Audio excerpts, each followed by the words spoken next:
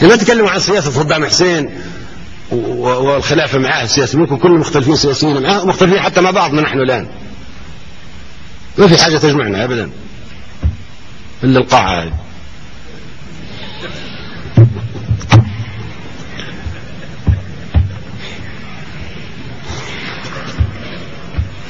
ليش ما يكون فيها تحقيق في مقتل صدام حسين؟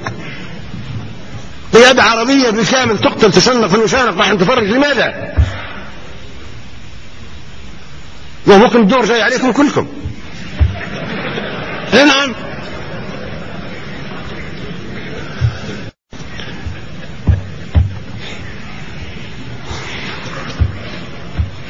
ليش ما يكون فيها تحقيق في مقتل صدام حسين؟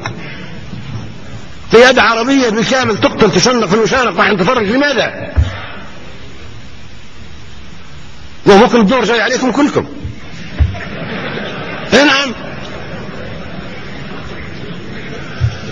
تشيني كان صديق لصدام حسين،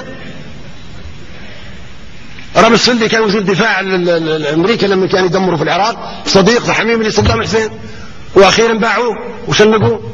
حتى انتم اصدقاء امريكا، نحن اصدقاء امريكا، بلاش نقول انتم، نحن اصدقاء امريكا كلنا قد توافق امريكا على شنقنا في يوم ما.